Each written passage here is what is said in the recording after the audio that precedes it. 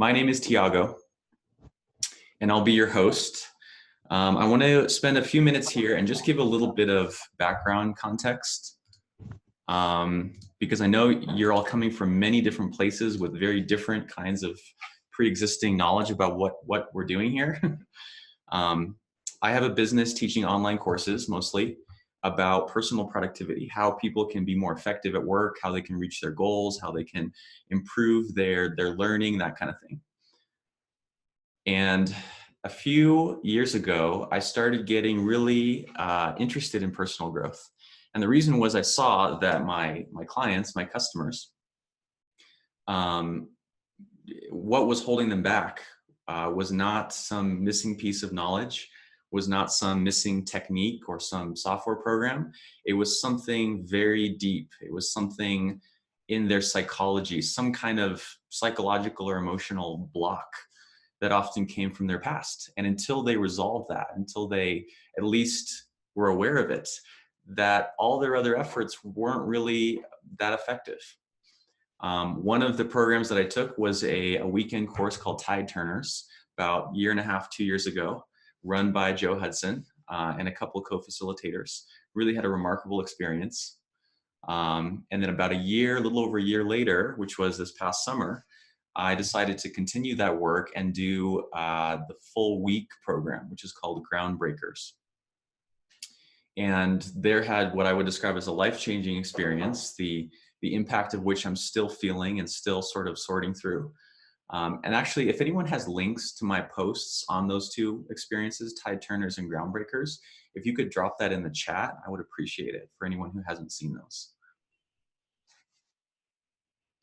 So after writing out my two stories in full detail, I was really looking forward to introducing you, my tribe, my people, to Joe and having you hear what he has to say, which I think is it's really different. It's a really different approach to personal growth and self-development that I haven't encountered anywhere else. That is really balanced, really multifaceted, scientific, without losing the magic and the mystery that is also important. I'll let him tell you his story and what that approach exactly is. But really, this time it's both an interview. I have a set of questions that I have and that I've received from some of you that I'll be asking Joe. And then we'll take questions from you guys, kind of drawing from both those buckets. Before I turn it over to Joe, though, a quick Zoom orientation for everyone present. See, we have 50 people on the call, which is awesome. So the first is be active in the chat. This isn't like class where there's no whispering and passing of notes. I actually encourage you to jump into the chat, which is a button on the Zoom toolbar, which pops up this window on the side. And there you can just continue a running commentary. It can be questions, which I'll draw from here and there. It can be observations, comments, links to outside resources you think might be relevant or related. So be active in the chat. And I'll share any resources that are shared in the chat that are useful in the blog post that I publish alongside this recording. So don't feel like you're going to miss everything. Don't feel like you have to be copying and pasting. I will share the transcript. Or not the transcript, but the chat transcript. And the second main thing is if there's any possible way for you to turn on your video. I really don't like doing these one-way broadcasts to anonymous faces. There's actually a completely different experience when we can see your faces, we can see what's registering, what's not, what sounded good, what was completely confusing. There's a tremendous amount of warmth and information and connection that is possible amazingly through even these little video calls. And I know that's not possible for everyone, so if it's not feasible for you, don't worry. So yeah, videos. And just in case you don't know, there's two modes. On the top right corner of Zoom, there's a speaker view if you just want to see the person speaking, because I know sometimes 30 faces can be distracting. So you can either see the gallery, which is everyone, or you can see just the speaker. And there's a toggle at the top right of your screen for that. Okay, I think that's everything.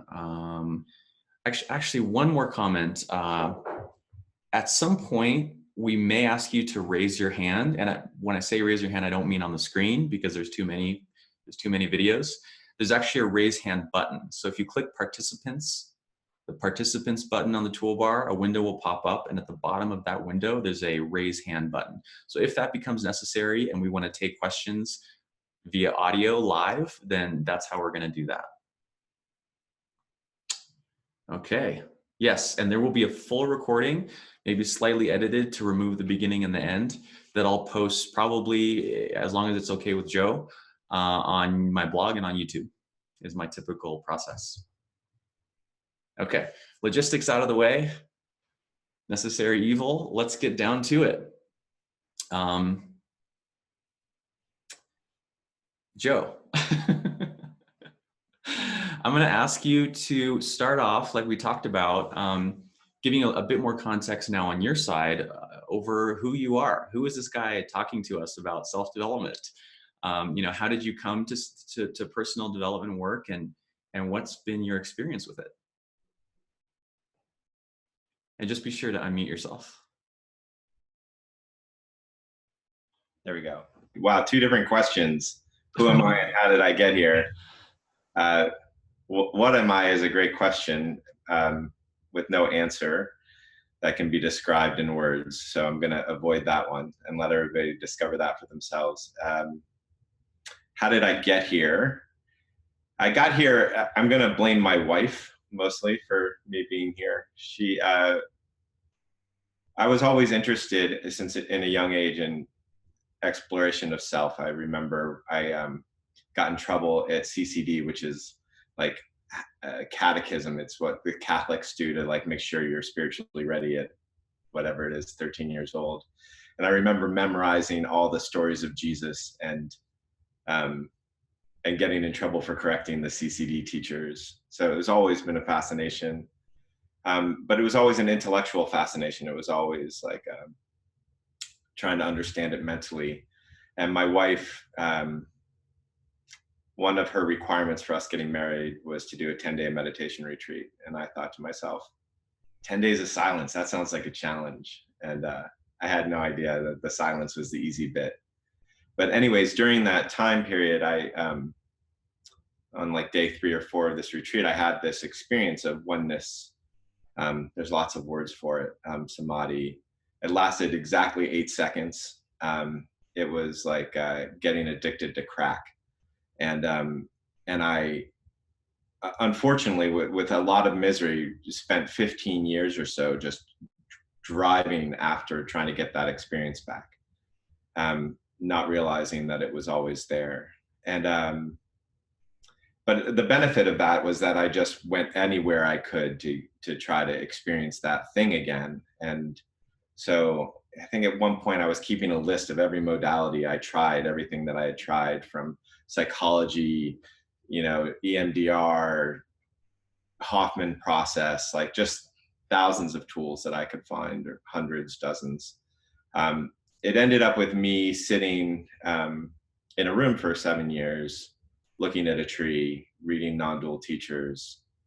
And then I kind of got bored with that, and Tara and I wanted to get pregnant. We had a kid on the way. I was like, oh shit, I got to make money, right? Like sitting in a room is quite expensive if that's all you're doing. And so I ended up being a venture capitalist. And I realized at that point that that if I didn't make business primary purpose for me, self-development, I would never do it. I wouldn't even have a chance to be good at it. I would just never do it, because that has always been my drive. And especially at that point, it was my drive.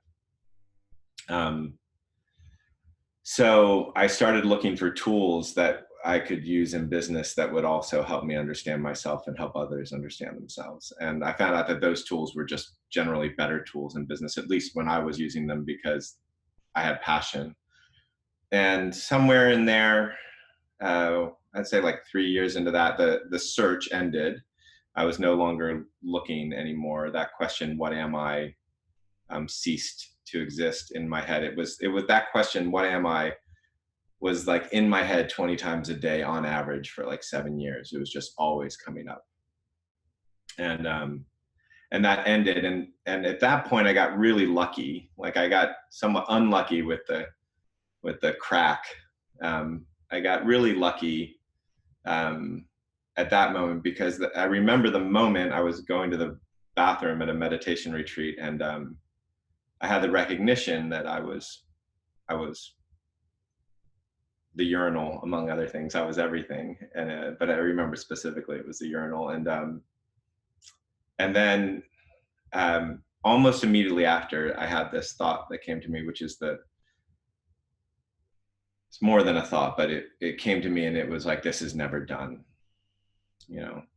And since that time, I've met, you know, hundreds of people who have, or dozens of people who have had that awakening, or whatever you want to call that thing. And one of the traps there is that people can get stuck in a backwater. Like when that recognition happens, there's this place you can go where there's always this peace.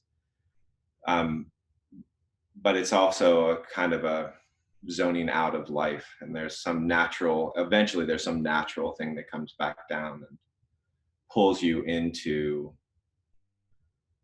wanting your full humanity, not just the spacious awareness of what you are.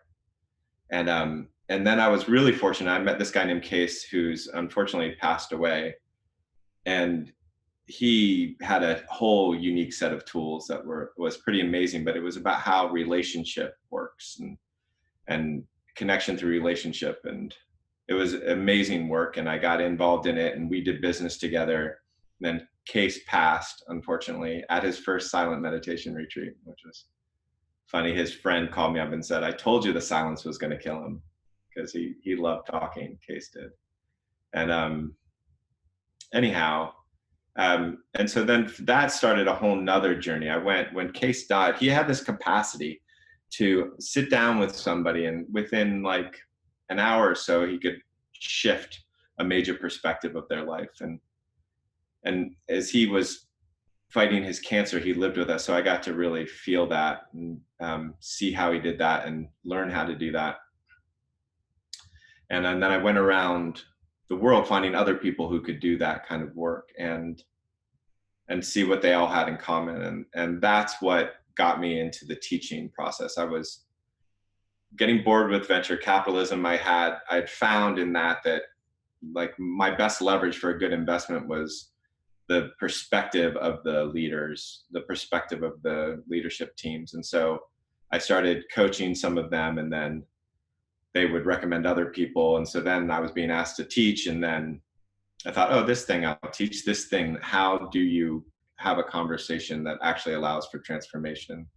And that's how tide turners arose. And so started doing tide turners, started doing the week long. And, you know, at the beginning of this year, I realized with my wife that I was just not at home enough. I think I did 23 retreats last year or something like that.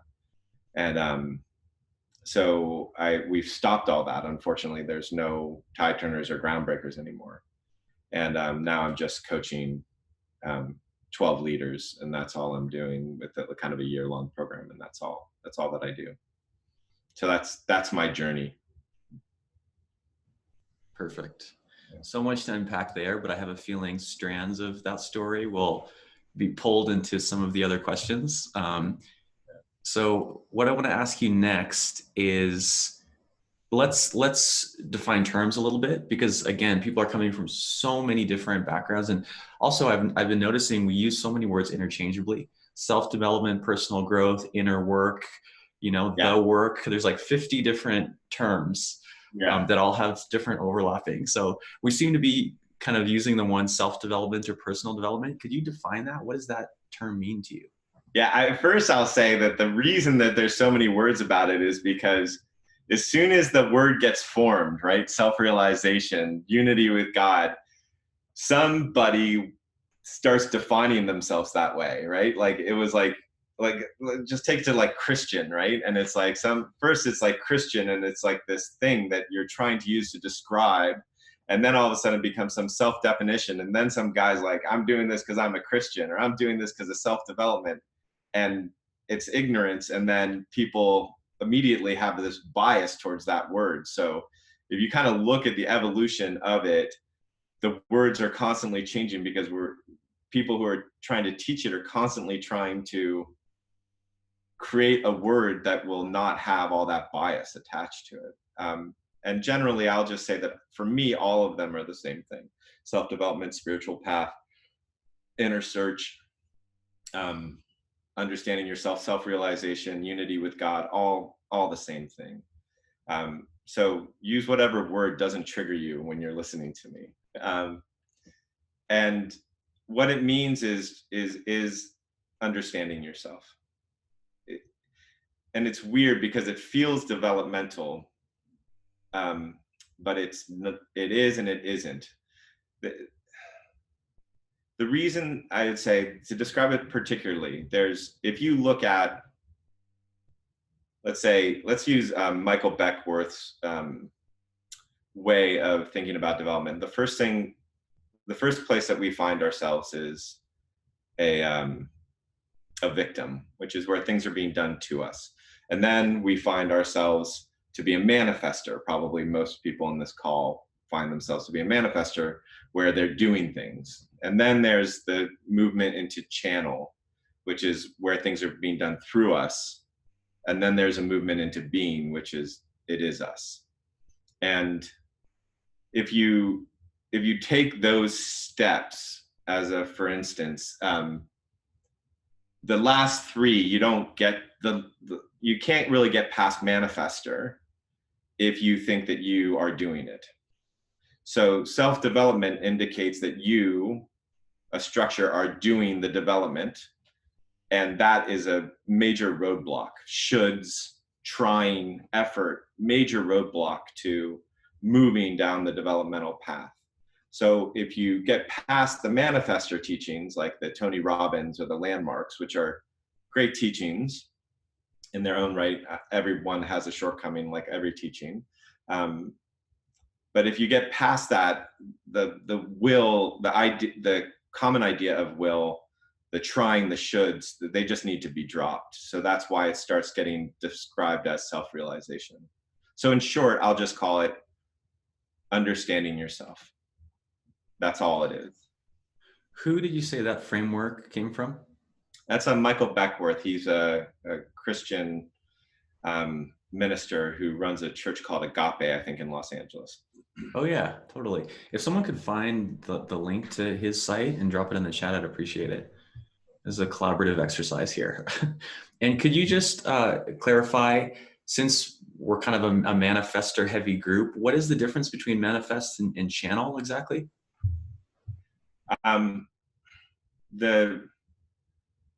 For the manifester, it's there's still the concept that you're doing it, that it's not being done through you. That's the easiest way to say it.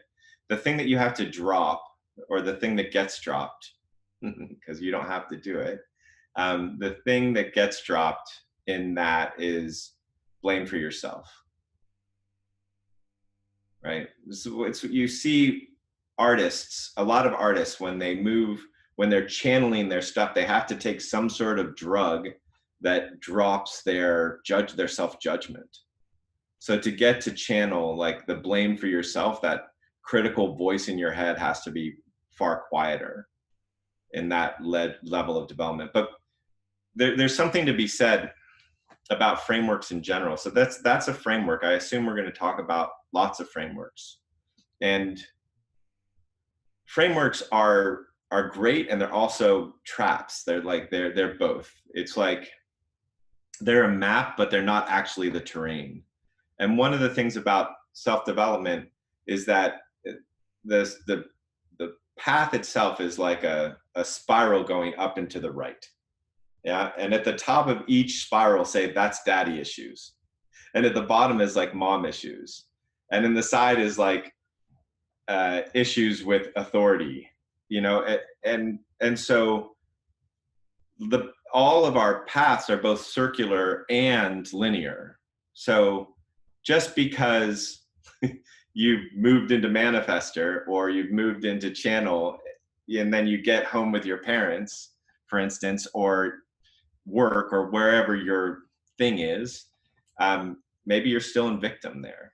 right? Maybe you're in being. So all of these things we develop, but we're also never fully developed in all of it. So the path is both circular and linear. And I mean, it's as confusing as, the two slot experiment in physics. You know, it's both things. And one of the problem with all frameworks is that people like to track where they are. See, like, oh, look, I'm here, which is self-definition, which is a trap. And so and we get confused by it all the time. We think we're somewhere, but we're not. And at some point, there's a dropping of wanting to know where you are at all in the path, because why would you spend your time doing that when you can enjoy this? Yeah. So those are some of the framework issues that people have. And people like to convince themselves. The best thing is, because we're dealing with our own mind, we can convince ourselves we're someplace that we're actually not. And so that's another framework problem. So I've seen a lot of people use frameworks and then, like, I'm here, I'm here, I'm here, I'm here, and they can convince themselves of it. It's like self-diagnosing on Google, right? It's wrought with issues, Yeah. but Yeah. they're still super useful. Yeah. I love that. I love that. Let's I have some more questions on frameworks. That's kind of the subject of the call, Yeah. but just a little bit more foundation before we get there. Yeah.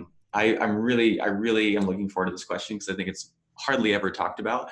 But like talking about self-development is just this activity, this field that you can do or not do. You can do it this way or that way. What are the benefits and drawbacks? Like for someone, say, on the call who's maybe they're considering meditating or reading this book or doing that workshop, like what are the pros, cons? What is the case, Yeah, the benefit is a tremendous amount of joy and love and self-care and ease. Those are the benefits. The cost, it possibly might cost you everything.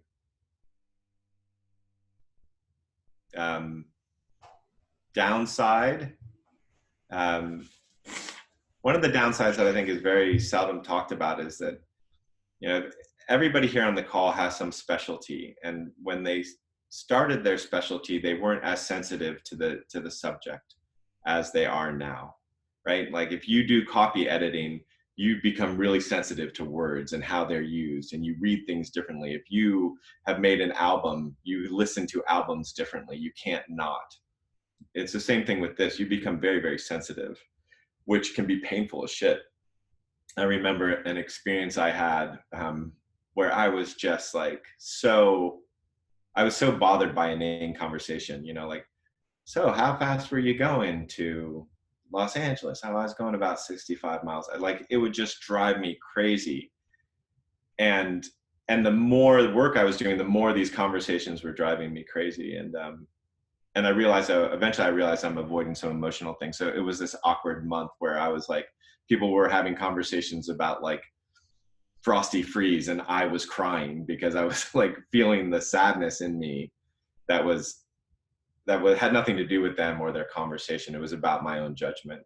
But you just become more sensitive, and eventually that leads to a lot of happiness. But being more sensitive to dysfunction has,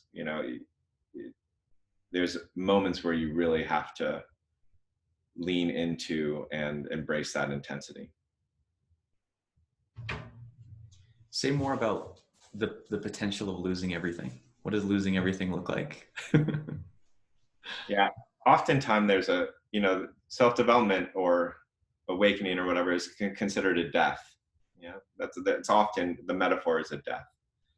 And so the things that you think you are, let's call that ego, the things that you think you are, that's not ego just like, I think I'm a kick-ass, whatever, copywriter. It also is all the ways you don't think well of yourself. That's also ego. All those things have to go. And as they go, the external world changes. You might find out that you've been spending your whole life trying to make dad happy, becoming a successful business person. And you might need to let that go because it's actually not your thing. And you might find out your friends don't support you, and that might have to be let go of. So yeah, you have no idea what you're going to lose in the process. But interestingly, the description of the process is often considered just a sloughing away. It's not a, you don't gain anything here. You're just letting go of stuff constantly. That's how you get to the joy. The joy is our natural state. Everything is just being let it go of to get there. The How love, does, natural, yeah. yeah, how does, so let's now talk about frameworks then. So the question I had was, what are some of the self-development frameworks you use, or maybe some of the ones you found most useful? But especially connecting it to what you just said, you know, like letting go of control. How does a framework, this intellectual construct, figure into that letting go? Yeah, exactly. That's the paradox that the framework has in this particular realm.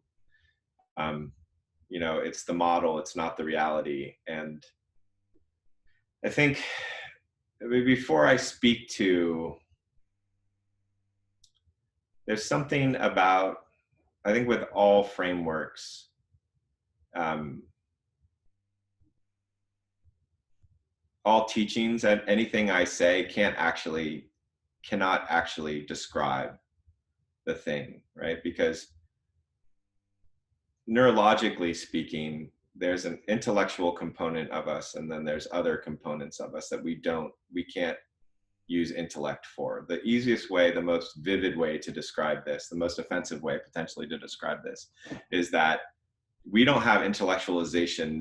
Intellectualization is not necessary, nor does it happen when going to the restroom, right? We are not like, oh, that's 6 inches, I'm finished.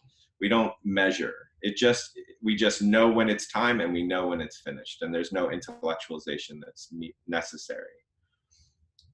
Being is the same way, right? Relationship is the same way.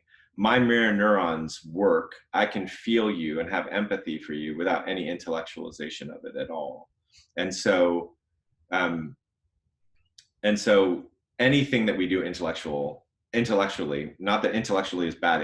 There's great cognitive frameworks, but anything that we do there is not describing it. Framework, conversation, description. And the Zen have a great metaphor of it where it's the finger, not the moon. So you're like pointing the moon out to somebody, and they think that the pointing is the moon, but it's not. That's the moon. And so the framework is like that. And so it's wrought with a trap. Every framework has its own trap. So my answer to your question is, yeah, it doesn't do it very well, but it's the best we've got. What then do you think what is the role of the intellect in self-development?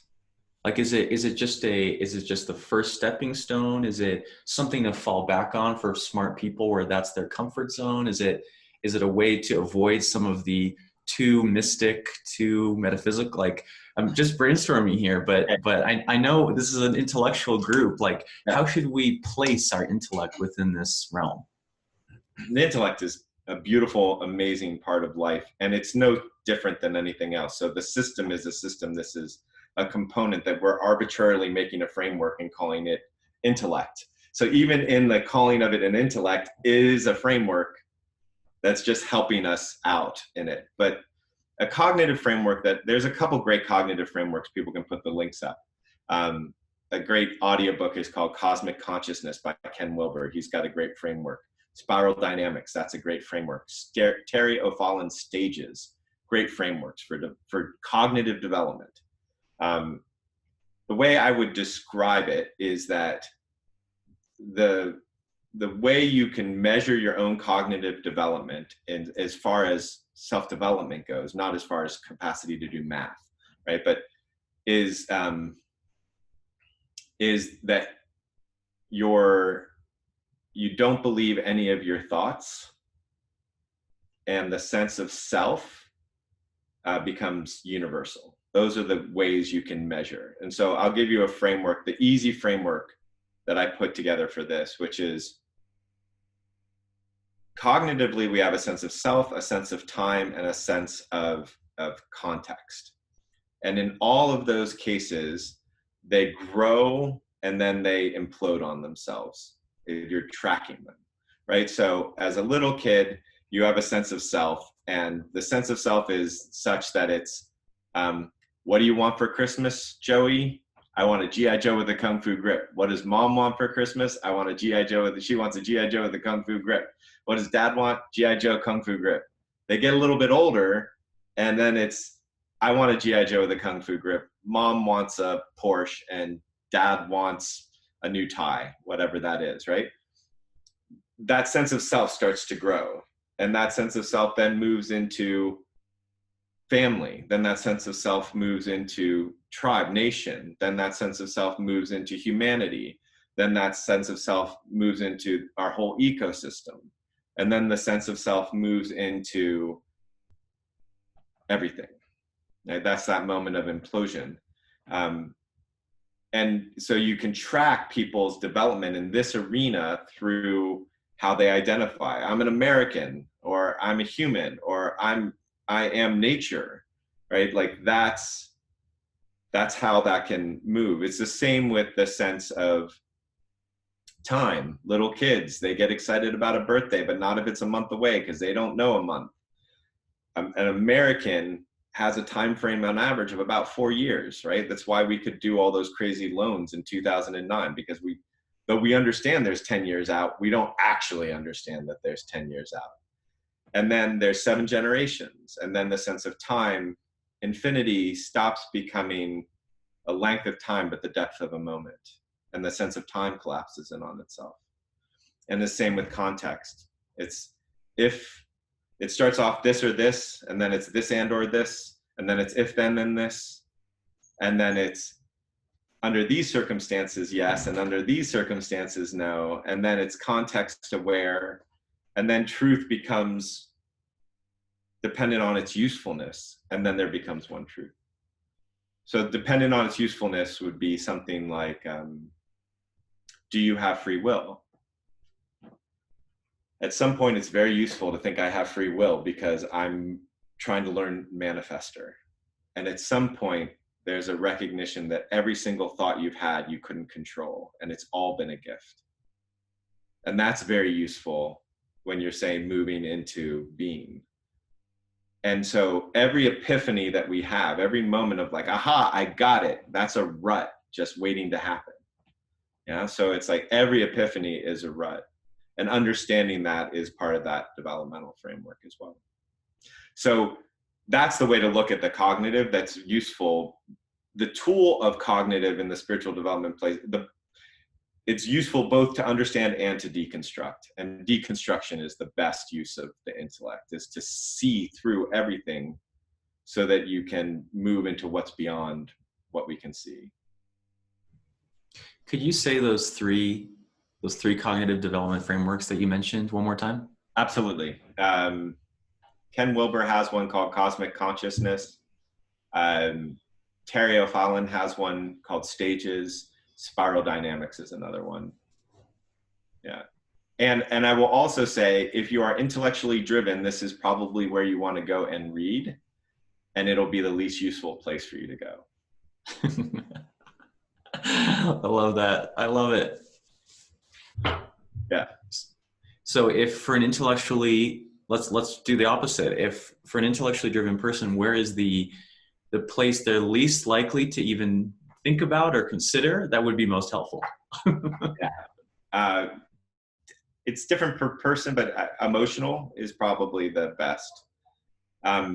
It's what's going to have the biggest impact the quickest, if they're ready, if they, I think at the end of the day, the only real guide we have for this work is our internal knowing. And so any teacher that's not referring you back to your internal knowing on a regular basis is not a great teacher. So I would recommend finding one that is. I think that the emotional world is so one of the frameworks that I use is that there's like a head awakening, a heart awakening, or a gut awakening, or there's development in the cognitive development in the heart, which is an emotional place. so the emotions, and gut, which is more of a nervous system. The other way to look at this is that we have three brains, right? We have the human brain, we have the mammalian brain, and we have the reptilian brain, right? And one is nervous system, one is mind, as we know, prefrontal cortex, and one is heart. It is the relational aspect of mammals. It's what our social nervous system developed to do. It's what our emotions do, and it's what drives us. I think the thing that the intellect really doesn't want to admit to, but the neuroscience has got it pinned on the corner, is that we don't make intellectual decisions. If I removed the emotional center of your brain, you would cease to make decisions. Your IQ would maintain exactly where it is today, but it would take you a half an hour to decide what color pen to use. It would take you 4 hours to decide where to have lunch. And so what that tells us, and what we know, if you just feel this question for a moment, what we know is that most decisions we make are to feel happy or to not feel like a failure, or to feel like a success, or to not feel scared, or not feel abandoned, or to not feel powerless. Like, we make all the intellect is doing is trying to figure out what will make us feel that way. But it's what we feel that's actually driving the decisions.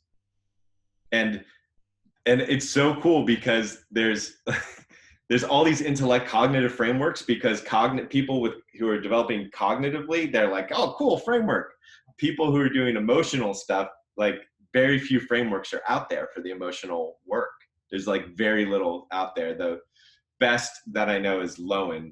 He's not even a framework, but Lowen's description of the emotional process is really beautiful. It's a really good description. I'm skipping on his first name, but he did bioenergetics or core energetics. He was in like the line of Reich, and there's another guy, but I really like Lowen's work. So you can look that one. If that's the main one that comes to mind for the emotional aspect, could you say what's great about it, or how you found it valuable? I could. I think that my suggestion for anybody who's interested in exploring is just go find someone who does that work and do it with them, not to read in advance, because reading in advance on it can actually deter the process. So that's one thing I'll say. And to describe his work is useful, but I think that, especially for the intellect, I think I have a better way to describe how emotional processes work and what that developmental scale. So I've thought about, how do you create a developmental framework for emotions? And so I think that would actually be a more useful thing to do. Yeah, let's do it. I think there's two that are useful. The first one, and they're somewhat similar, but the first one is just what are the developmental stages of an emotional life? The first one is to recognize you have emotions, which not most, but many people don't recognize. And they definitely don't recognize the subtlety. So again, it's linear and circular. Like, even today, I notice emotional states. I mean, you never have the same exact emotional state twice, but I'm learning subtleties of my emotional states and being able to recognize them. The next thing that typically happens is we try to manage them, right? Which is where a lot of people are, where they're like, I'm trying not to get mad. I'm trying to be happy. Like, that we're trying different sources of managing emotional reality, right? And then the next one is to actually get into inquiry about the emotions. And that's where I think this is where most people don't move. And emotional inquiry there's two forms of it. One is literally, what is it physically like to have that emotion? If you're not resisting it, what's actually going on? Like, is it really that uncomfortable? Where does it end? Where does it begin? Where in my body is it? What color is it? How dense is it? How does it move? Like, what is the emotional experience? Like, looking at it like a child looks at a frog. What's going on here? Like, that kind of curiosity and wonder. And as you do that, what you start to notice is that the next movement happens, which is, oh, I can relate to my emotions differently. Like, what happens to my anger if I tickle it? What happens to my anger if I ignore it? What happens to my anger if I say, my God, I don't get angry at anything that I don't care about. Every time I'm angry, it actually shows that I have a deep love and care. Like, what happens to our anger when we look at it differently? What does the anger want? What's it doing? Like, for instance, in traditional Tibetan and acupuncture and traditional Chinese, they talk about anger when it's unleashed, when anger is non-resistive, when anger is actually fully moving through you. It's determination, it's clarity, right? And then when that starts to happen, the next level of the development is to love the emotional state, right? And we think that what we're trying to get to is happiness, but it's not. It's more a joy in whatever's happening. Whatever state is happening, there's a joy. I'm angry and I fucking love it. I'm sad and I love it. And that love transforms it into something that isn't and is different. And so that's the framework for, and that's, nobody has this written down anywhere. But that is the framework for emotional understanding, is getting to a point of loving all of your emotions through inquiry, which the intellect is very useful for. So yeah, so that's the main emotional framework that I use. Do you have any name for it? No. the framework. The framework that shall not be named. Cool. I'd love to see that develop further. What would you recommend? The cool thing about emotions generally is that the emotions, most people, they get into self-development work because they want to change a pattern about themselves. Like, that's the main reason people come in. I want to quit smoking. I want to stop being such a dick. I want to, like, be happier. I want, like, that's why most people come into the thing. And the emotional work is often the most effective at shifting patterns in your life. And the reason that works is because I could geek out on this forever, but we get trained because our brain is in theta. I can go into that at some point, but basically we're an organism that's looking for homeostasis. And we were all taught not to feel something. Don't get angry, Johnny. Don't get excited, Johnny. Don't be sad, Amy. Don't be scared, Amy. Like, we're told not to feel certain things. It gets bribed out of us, beaten out of us. It gets loved out of us. Like, we just are told not to have these things. And when we don't get to feel that emotion, then what we do is we keep on reinventing that pattern in our life, right? Wow, my first boyfriend abandoned me. My second boyfriend abandoned me. My third boyfriend abandoned me. Huh. My dad abandoned me. Huh. Right? And it's because, and as soon as that person can fully feel and fall in love with that feeling of abandonment, the pattern stops.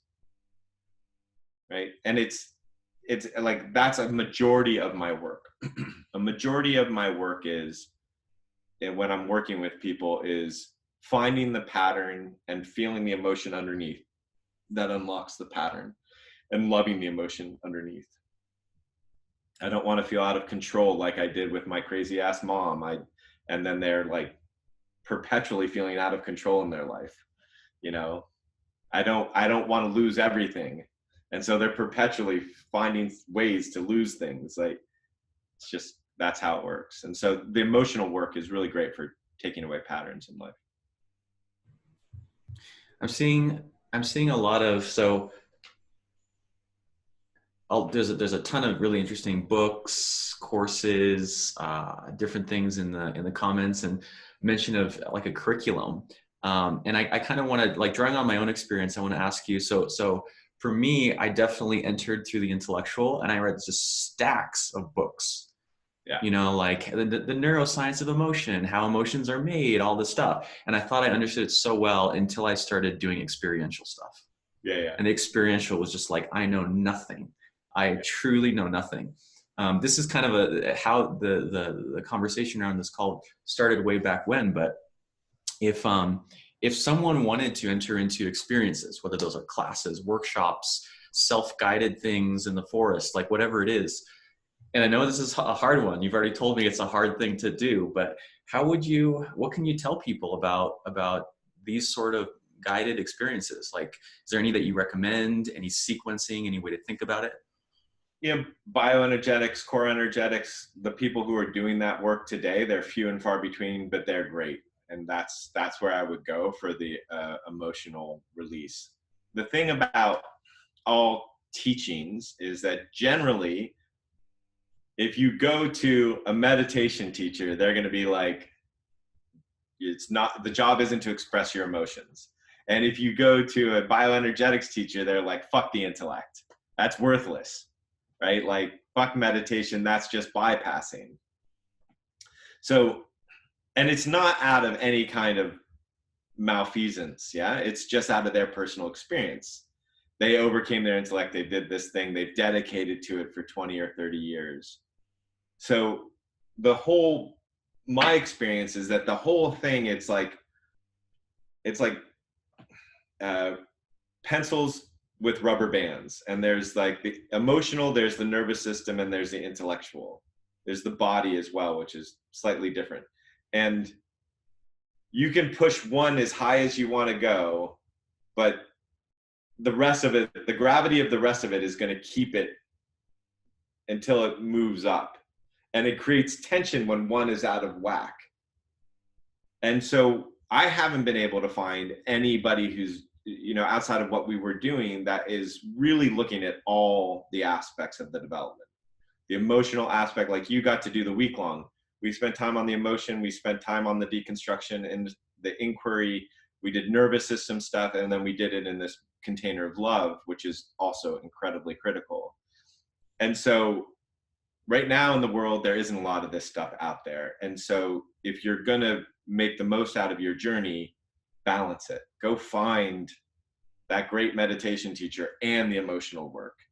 And it's going to be hard because both of them are going to be telling you that the other is worthless. Yeah, one is the meditation is disassociation, and the emotions is not going to get you. Just sit, just feel it, just be with yourself. Both of them are brilliant practices. I don't know anybody who's doing all of it. Let's follow that theme. Yeah. Pitfalls.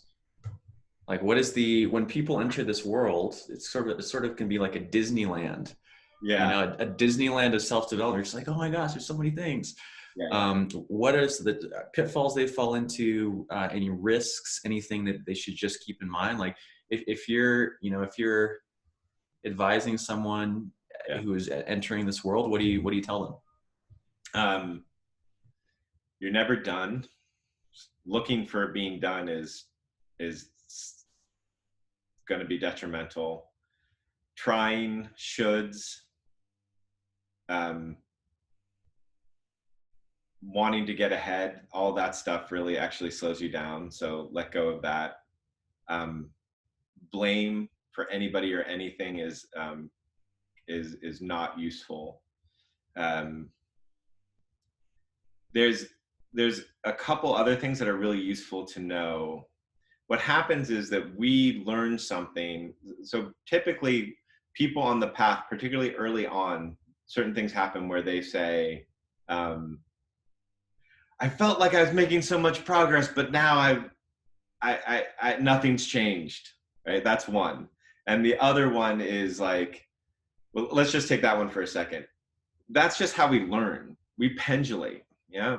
Kids don't wake up and walk one day and then never crawl again. We go back and forth. And so when you're on the path and you're going back and forth, that means you're making progress. There's some late stage Tibetan work where they'll actually go from the most contracted state they can go to the most expanded state they can go to, because they're actually saying this pendulation is useful. So I'm just going to sit here and practice pendulating between states. So that's a trap that people fall into. I haven't made it far enough, or I'm back where I used to be. Completely useless. The other thing that is really useful to know about the path is that the elation is not the progress. So if you look at that little kid who's walking, and the first couple steps, they're like, and then they fall on their butt. 2 days later, they're walking, there's no elation anymore, and they get frustrated when they fall on their butt. That is how it works. And in the later stages, there's not something concrete like walking. There's this recognition of something, and in that there's an elation, there is a relief. And then two things happen. One is there's just an elation and it's gone. And the other one is you can't recognize that your life is easier because you're thinking about it from the last month or two, not like you can't actually remember states. Like I can tell everybody here, try to feel exactly how you felt when you were 20 years old leaving college, and you can't do it. You can manufacture something similar, but you can't get exactly to that state. And so we don't actually have a memory of our states. And so we are constantly comparing the state that we're in to a state that we can't remember. And so that's another one that happens, I think, on the path that really slows people down as well. The other thing that people make a mistake on the path generally is right before some very big breakthrough, there's a lot of fear. There's a lot of fear comes up, like, oh shit, right? Most people think that's a bad sign. That's a fucking great sign. So, and to distinguish that is really useful. And then once you move into a whole nother like place of cognitive development or a place of development, the first thing is like, what the hell? I can't make sense of anything anymore. And it's like any developmental thing. Like when little kids learn about their hands, the first thing is like, they don't even know it's their hand and it's just hitting them. And then all of a sudden they're like, oh, it's my hand, but I can't control it. And then it's like, oh, that's my hand, I can control it. In cognitive development, it's called primary and tertiary or secondary physical reaction or something like that. Piaget's work, which is a good cognitive development theory for the early stages. And it's the same thing happens when you realize you're one with everything. You're like, what? How do I have this phone call? How do I do my business? And then slowly, all of a sudden, you're like, I can feel it, but I can't talk through it. And then you can talk through it, and it just moves. But all those things, people make all sorts of crazy ass stories about them that are just not true. And so it's good to know they exist. Any other challenges or pitfalls about finding teachers and mentors and leaders? Yeah. I can tell you the teachers to avoid unequivocally. Teachers that aren't transparent should be avoided. There's some lack of transparency in later stage exercises that could make sense, right? There's some stuff that's dangerous to do if you're not equipped. So you just can't put those exercises out into the world. But transparency about decision-making, transparency about money, transparency about control, power, like avoid anybody who can't be transparent. Avoid anybody who is telling you about the future and how it's going to be fucked without you, them, it. And that's fear, and you don't want to learn from fear. Avoid anybody who's not constantly pointing back to you as the source of wisdom. Like when I do my work, which we're not doing here at all, but I mean, you've gotten to see it. I'm looking at the person and I'm seeing their full self there. And that is my guide. It's not me knowing it's not a framework. They know, and it's talking to that part of them. And if the teacher you're dealing with is not talking to that part of you, it's just not. Any teacher that has judgment, no judgment about you or anybody generally. I mean, we all have a little judgment, but like very low levels of judgment. The other one is hierarchy. Any kind of strong hierarchy, which confuses people. I'm not talking about this person makes the decision, because somebody has to make a decision. And if you do it all consensus, you can't run an organization. So, but I'm talking about like control and power and levels and colors and, you know, like this person's more important than this person, who's more important than this person. Yeah. great teachers see themselves essentially as the same as everybody else, not as peers, because they've been doing the work for 20 something years or 30 something years, but generally they see you the same way they see themselves. That's awesome.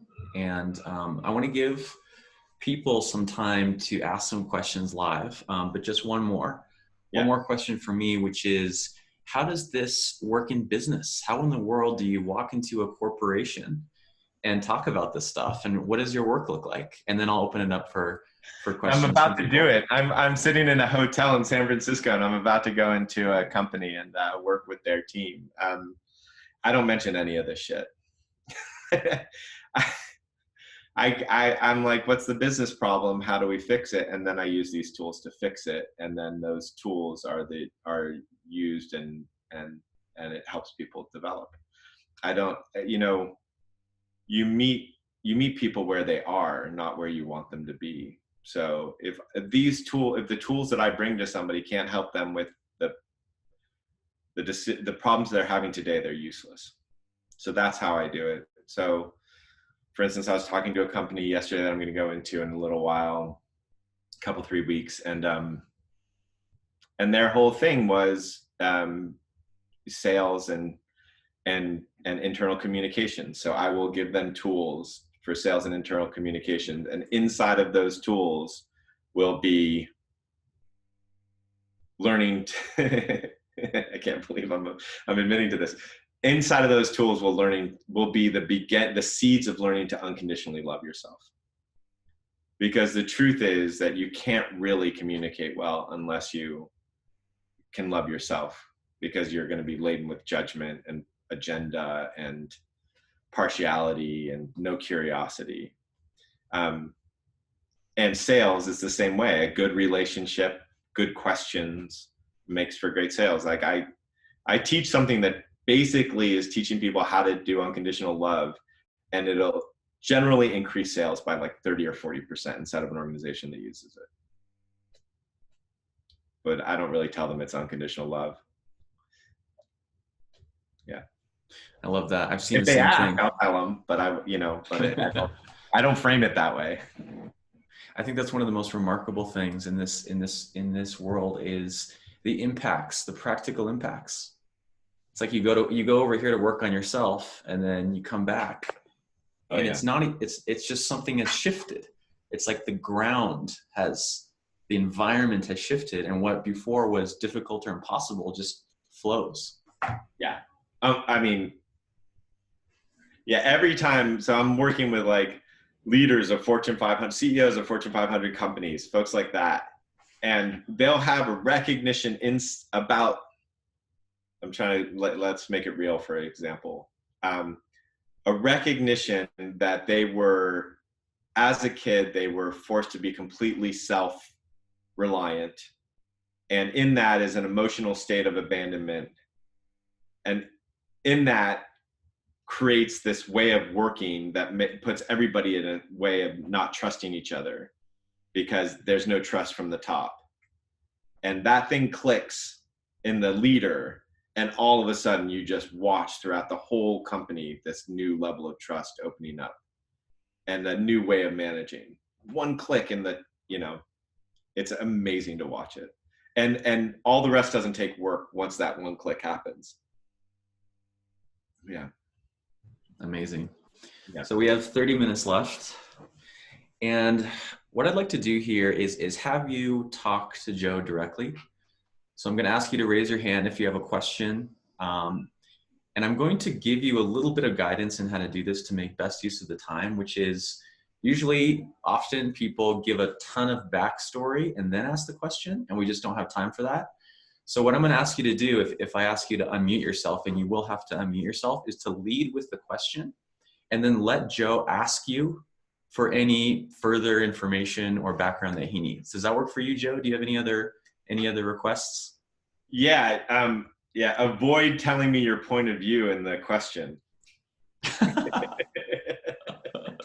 I get that a lot.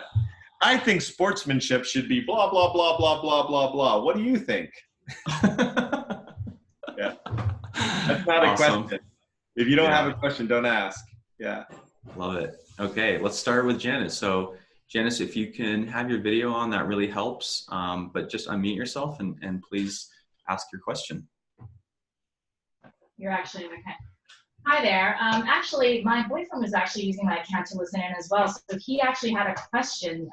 Can I see a picture of you, Janice? Sure. Where's your face? Hold on. I'm just like, I did the video thing. Hold on. Hi. Hi. Hey. How are you? It's funny that you guys are talking. I actually did have a question. I'm here with my boyfriend, Chris, and he was actually logged in. He had a question. He's right here.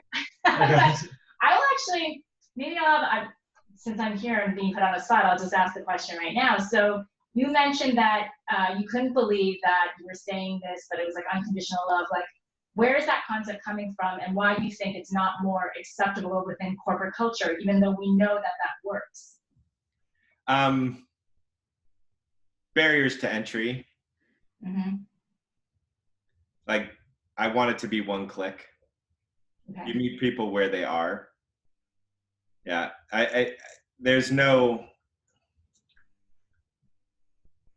if it's all love, then there's no need to announce it. And yet at the same time, it just unfolds. And with certain people, I'll announce it.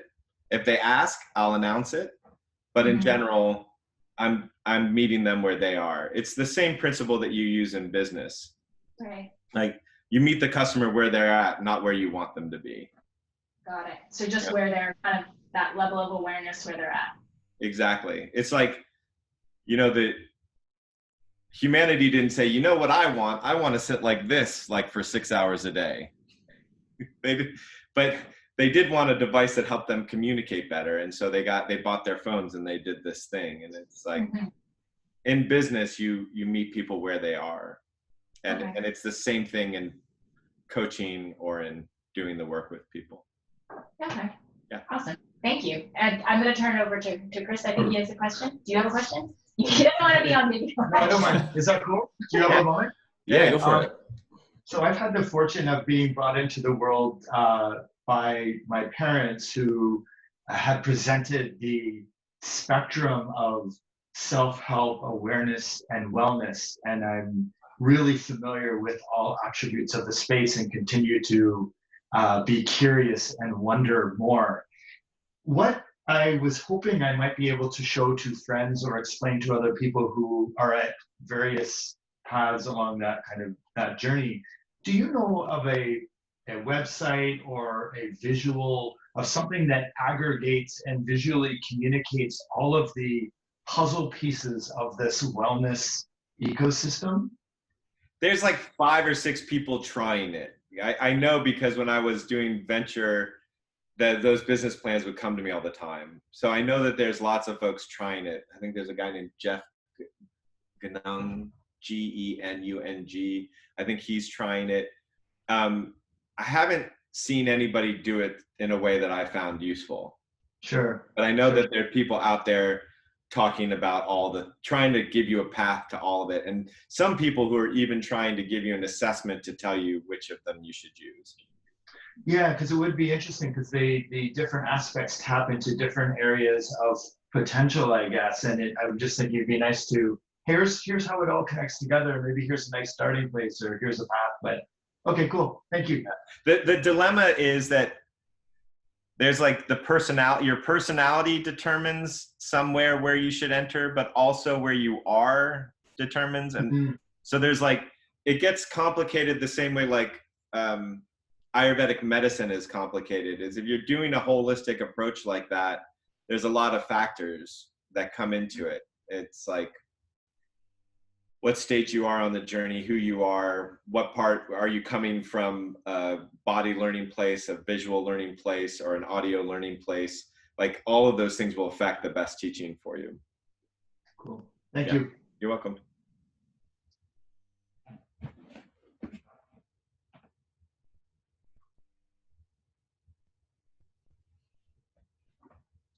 Did we lose everybody?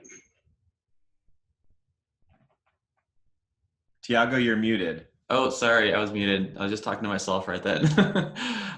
Kristen, go ahead and turn on your video if possible, and then unmute yourself, please. Hi, can you hear me? Yes. Awesome.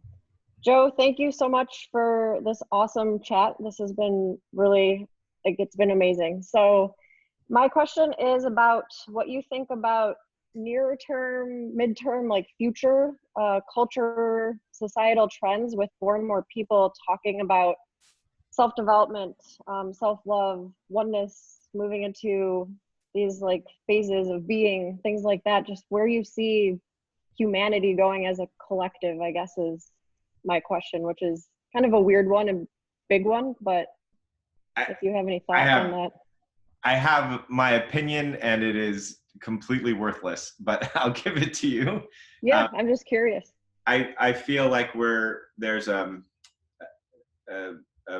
moth, a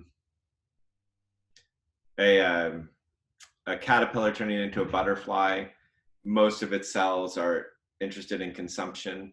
And then there's these things called imaginal cells that line up along its spine, and they dictate the control of all that fat into a butterfly. Mm-hmm. It feels like that's where we are. Most of us are in consumption. These imaginal cells are kind of coming up. Yep. Will we successfully build a cocoon, and will we successfully come out of it? I have no idea. But that's how it feels. Yep. Yeah. Yep. And there's, some crazy, the Vedic texts and some of the Macedonian texts, they talk about this thing happening at this time in society. Interesting. Yeah. What are the Macedonian texts? That's interesting you mentioned that, because I happen to be half Macedonian, so I'm like, wait, what? They talk about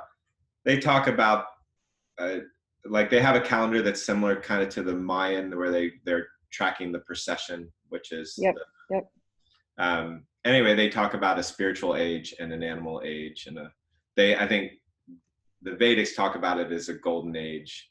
I think they talk about it as the animal age, the mental age, and the spiritual age. And in their thing, they think that we're moving from mental age to the spiritual age. Got it. I have no idea. Yeah, no, I'm just enjoying to get a take. Yeah. Yeah. Totally. Thank Cool. you. Yeah. Thank you, Kristen. Tarek, I know you had some questions in the chat, but I wanted you to ask them to be sure I got them right, but go ahead. Okay, thanks, Thiago. Hello, Joe. Hello. So you've talked about the three brains, if I have understood correctly. The first brain, the heart brain, and then the reptilian gut brain. We have talked about many frameworks for the cognitive aspect, for the emotional aspect. But what about the reptilian part? Because in my experience, it can be pretty chaotic, not in a negative way, but still it's a lot of creativity. But how do you deal with this? Yeah. The measurement for what I'll call the nervous system, or the reptilian gut awakening, you're right. It can be actually it's one of the more dangerous places, in the fact that people can have these big, what they call energetic awakening or nervous system awakenings, and it can throw them for years. So it is one of those things that's actually it can be quite tricky. The way I look at it is, you can measure it by one's capacity to feel pleasure, physical pleasure, and one's capacity to rest. Those are the ways to measure how the nervous system is doing. So in all the work that we've ever done, we put a lot of time into physical pleasure, because it grounds the nervous system and it lets the nervous system know it's safe. So that's the way that it's measured. In general, it's really similar to the emotional stages. It's and this is the place that I think my framework is weakest.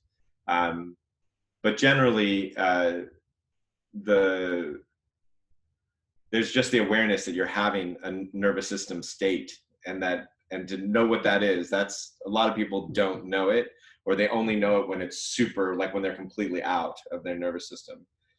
And then there's the recognition of understanding that your nervous system thinks you're in a different place in time than you actually are. Right? I'm defensive with my wife right now, not because of what my wife's saying to me, but because of what my mother used to say to me.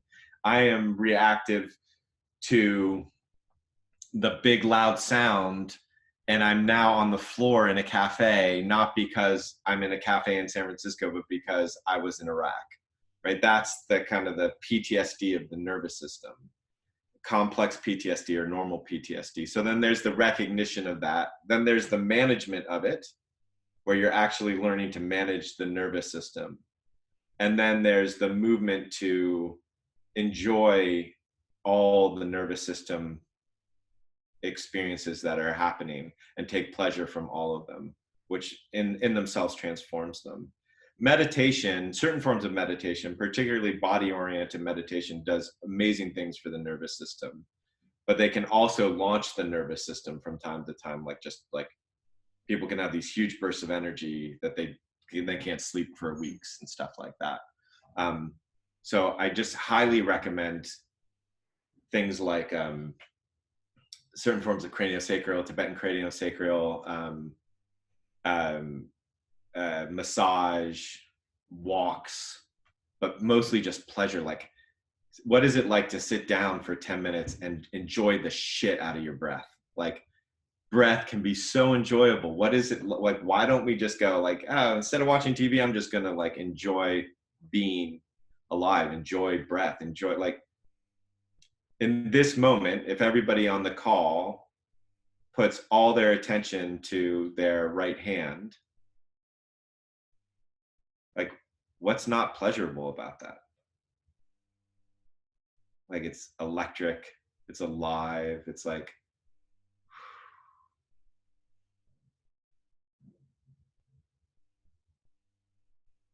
yeah. Thank you. You're welcome. Thank you, Tarek. Let's hear from Carolyn.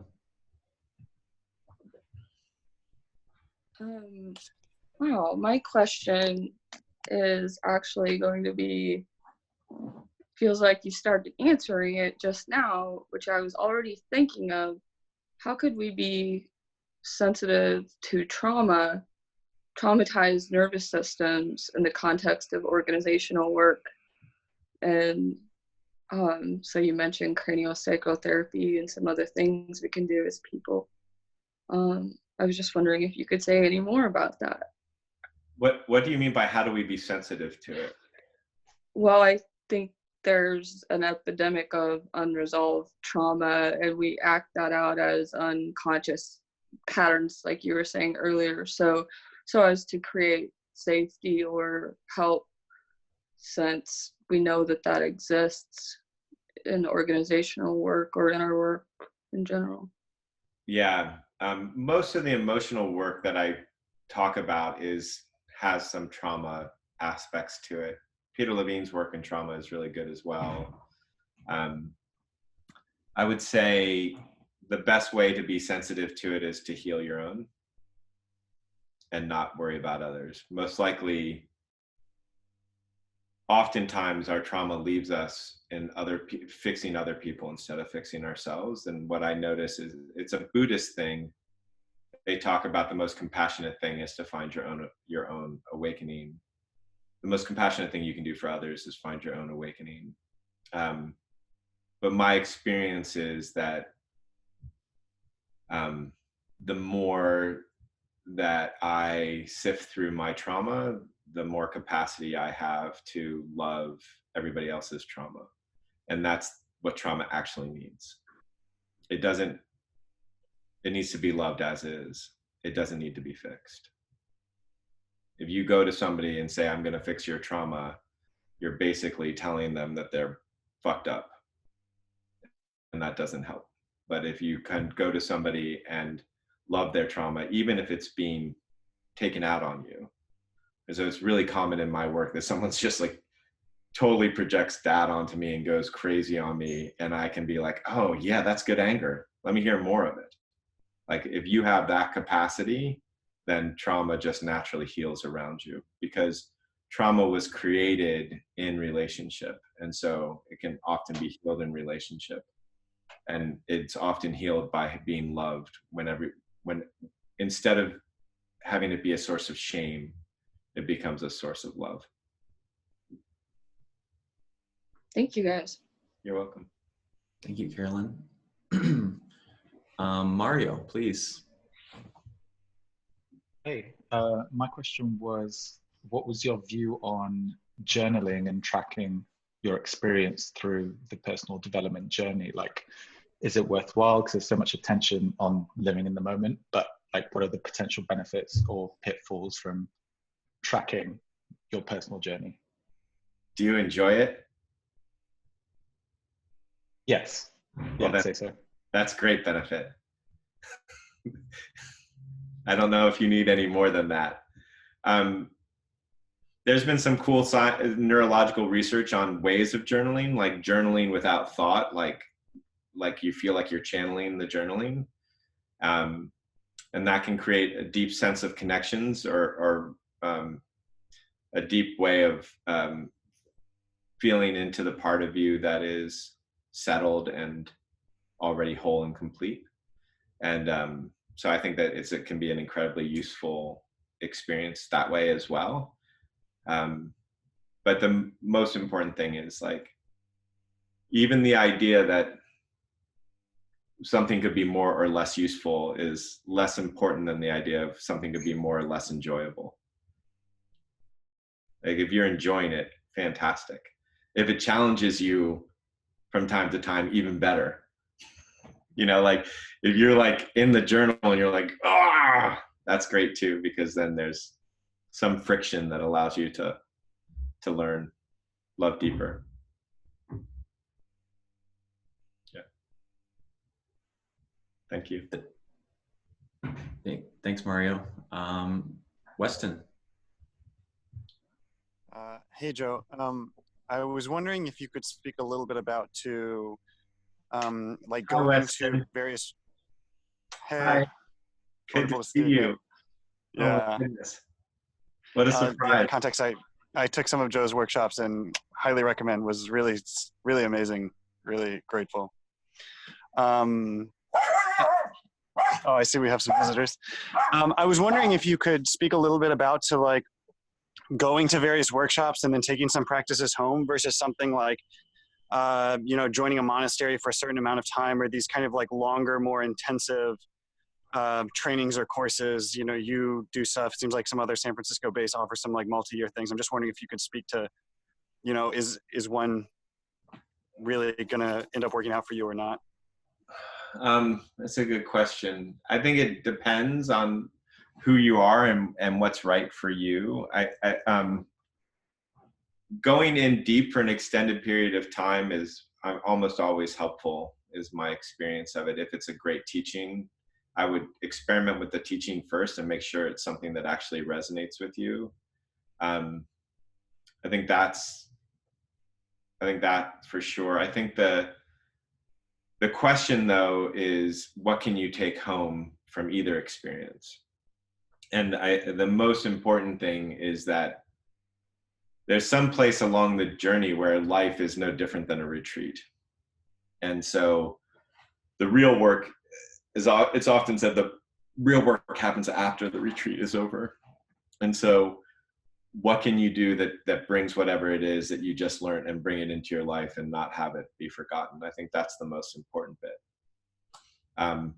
The rest of it is some preference, but long-term experiences are usually very beneficial if it's a good teacher.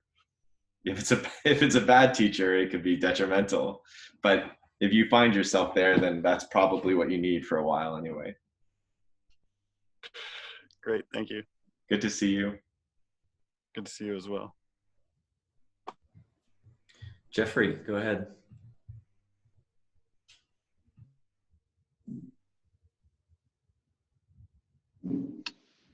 Hello. Hi, Jeffrey. Hey, Joe. Hey, thanks. Yeah, so I have a question, you know, about, you know, getting people, you kind of mentioned earlier that when you ask someone to say, hey, you know, to love yourself, or, you know, you need to work on some things, but, you know, that comes with a lot of judgment. That comes with a lot of like, oh, you're fucked up, or, you know, you have baggage to deal with. But yeah. How do you get someone else to want to love themselves? You know, it's like really hard. And you don't. You don't. Yeah, you can ask yourself what makes you love somebody who doesn't love themselves and start there. But yeah, you can't make somebody want. That's why I say you meet people where they are. You know, there's a woman that I worked with, like her company I invested in, and she was like this huge advocate for mindfulness. And I asked her one day like how she got into it, and she said weight loss. She was like interested in weight loss, and she found a weight loss program that was all about mindfulness, and then the weight loss became irrelevant and the mindfulness became the thing. The things you can do is you can love people unconditionally, and that usually makes them want to love themselves unconditionally, but you can't control it. You can love all the parts of yourself, and then it's really easy to love all the parts of others. But if you notice that you're with somebody who you want them to love themselves and you can't love the fact that they don't, start there. Okay. Yeah, thanks. That's actually really helpful. Awesome.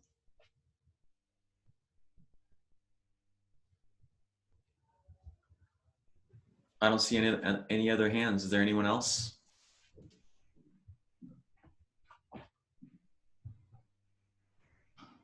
Okay. I think we'll finish a few. Oh, Brett. Go ahead. Yeah, if no one else is going to go.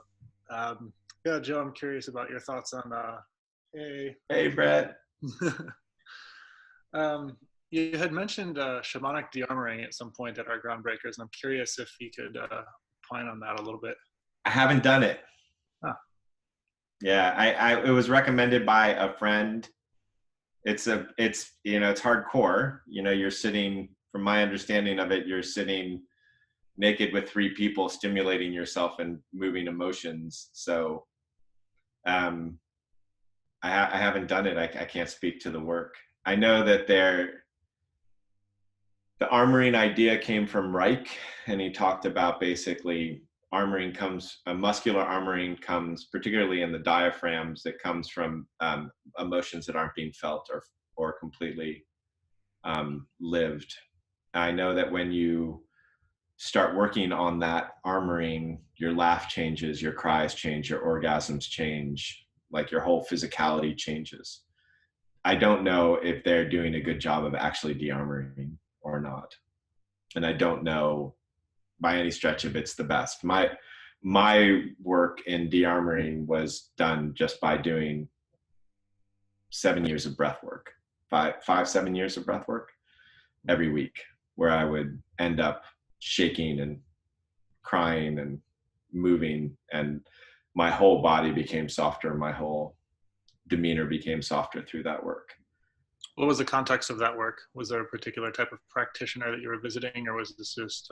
It was Reichian breath work is what it was, and she was the last practitioner that she was aware of, and she's passed, unfortunately. That Reichian breath work stemmed into the Lowen work, into the bioenergetics and the core energetics. Those two, Lowen and whoever the other guy is, whose name is escaping me right now, they were both studied with Reich, and then they were friends, and they both developed stuff out of the Reichian work. And that's the part of the tradition that's still alive today. I don't know anybody who's doing pure breath work anymore, and neither did my teacher. Yeah. Cool. But it's the breath work that we do in the 18-month course. Right. It is, yeah, but except for you just do it for like 30 or 40 minutes straight. Got it. Yeah. Awesome. And best to do it with somebody, because you can never really make sure your mouth is open and other stuff like that. Yeah. Yeah. Cool. Thanks. Yeah. Good to see you. Thanks, Brett. Yeah, let's do last one. Katrina, please. Good to see you. Yeah, good to see you. On the topic of breathwork, Joe, I was wondering what suggestions you might have for like beginner level. I would find a Kundalini breathwork practitioner, and I would study with them, and I would assess them by their rigidity. So if like I would look for one who's very fluid in their body and very fluid in their talking. So if you, most breathwork teachers use, my breathwork teacher used to tell me the hardest people to work with were yogis, and dancers, because they're constantly trying to make sure their body is in a perfect position all the time, which is rigidity. But occasionally you find these breathwork teachers that are very fluid and their body is very, like, they're not rigid. And that's what you're looking for, right? If you just think about like what feels more alive, and like you're looking for that natural joy. If you can find a Kundalini breathwork teacher, and I've met a couple of them, one in LA, who's just has this joy and fluidity, that's who I would study with if I was doing breathwork. Yeah. Thank you, Katrina. Anyone happens to know of someone in the Bay Area, I'd love to get recommendations. I'll keep an eye out. I'm always on the lookout for these things. Great. Thank you so much, Tiago. Thanks, Joe. Yeah. I want to finish on time. Joe, I know you have a hard stop. This has been awesome. Time flew really fast. I guess the last thing is just, I mean, first of all, just thank you. Thank you for taking the time and for sharing so many stories and examples and personal discoveries. It's really remarkable, the work you've created. And it's impacted many, many lives and many more to come, I'm sure. Do you have any Sorry? A pleasure to be here. Yeah. Do you have any, to close us out, do you have any calls to action? If someone wants to connect with you, can they follow you somewhere? Can they sign up for an email list? Or if they want to work with you, do you have anything like that? I think you can go to view.life, and there's an email sign up. And if I ever send out an email, you'll be on it. I think that's it. I think I'm horrible. I don't do Facebook. My assistant was doing Facebook for a while. I'm sorry. I don't have much except for view.life. I think you can sign up an email, and I'm sure I'll be active again someday. But right now my activity is being a parent. In both aspects of being a parent, but I'm talking about the one with my girls. Yeah. Awesome. Well, thank you so much. And thank you to all of you who came. Couldn't have done it without you as well. Thank you for just being willing to listen and to ask amazing questions and share yourselves. But I will post this recording and chat transcript, and I hope we connect in other ways, online and offline. Bye. Thank you. Bye-bye.